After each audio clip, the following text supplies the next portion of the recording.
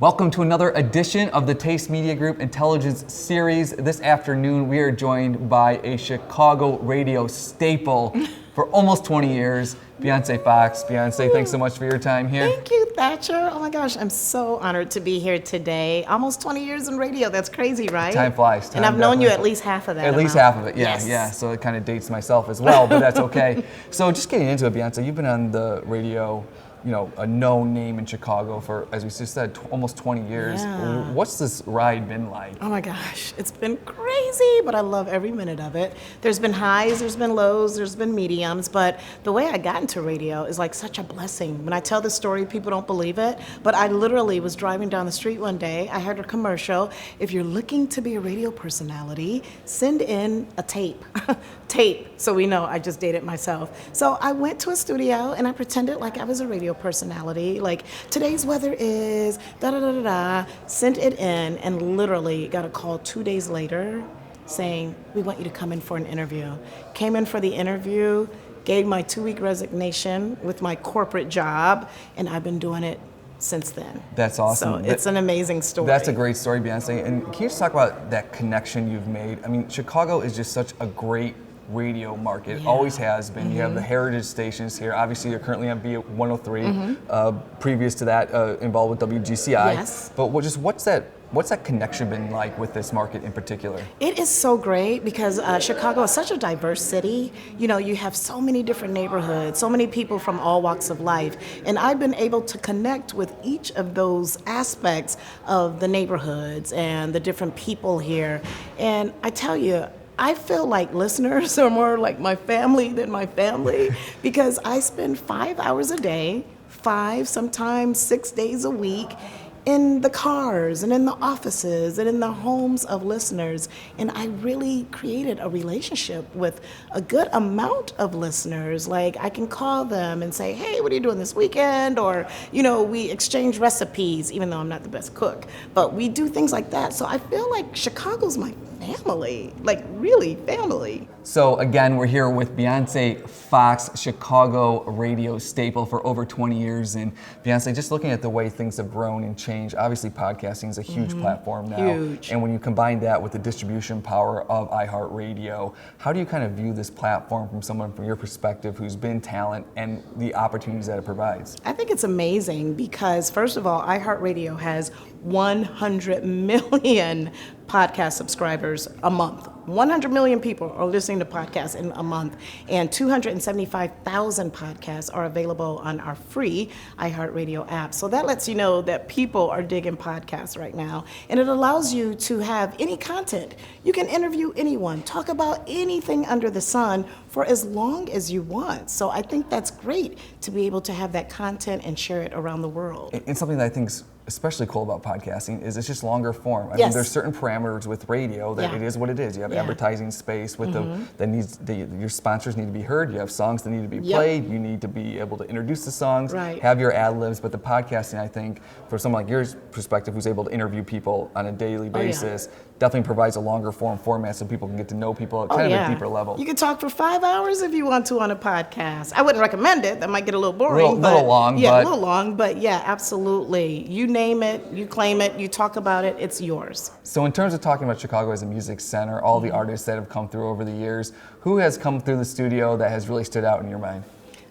John Legend, who, by the way, just voted sexiest man alive, but that's a whole nother story. But he came on my show when I was at WGCI Radio, and he literally had a keyboard, and he sang live in the studio, and he sang his hit song, his first single, Ordinary People, live on my show. It's too bad we didn't have Facebook Live back No then. kidding, Yeah, right? man. And then my program director at the time took that live version and put that in rotation. And we played that live version that he sang to me. Of course, he sang to everybody, but to me, and we started playing that in rotation, and I thought that was really cool. And to this day, John Legend and I are friends. Like when I run into him in the airport or when he comes to town, we always chit-chat backstage or whatever, and I think that that's really cool. That's very memorable. And talking about radio as a promotional tool, I mean, for an artist to really still break in any demo, they still, radio is the key component for that. And can you kind of talk about, over the years, maybe some artists that came through that maybe weren't known, you saw them get that first single on the radio, and then things just kind of went from there? You know, who I think of right off the bat is Sierra. She used to come to our music seminars, and these music seminars featured, you know, the major producers and the directors and A&R people, and no one knew who she was. And I think I was the person who was moderating her panel, and like 2 or 3 people showed up, and I was like, gosh, wow, this is not that great. It's kind of embarrassing. Then a year later, bam, she had that hit single, and now everyone knows who Sierra is. So you just never know who people are and what their talents are and what they will blossom to be. And I just think so many people have come through the city of Chicago, and now they're like these huge mega artists. Chance the Rapper, Kanye West. I mean, the list goes on and on. In terms of just looking forward for your career, what all do you have coming up? I know you're working on the Channel 32 show as well with Leon Rogers. Yeah, Fox 32. Kind of give us a rundown of all that's next or on the horizon for Bioncé Foxx as well. Well, you know what? TV, just like radio, is one of my biggest loves. So I've always wanted to have an opportunity to be on a television show in some type of capacity, whether it's a contributor or me being the main host, what have you. I just love that. And then I'm also very much in tune with teaching on a college or university level. I've been a teacher before, after school programs, different media companies and things like that. So I really, really enjoy teaching,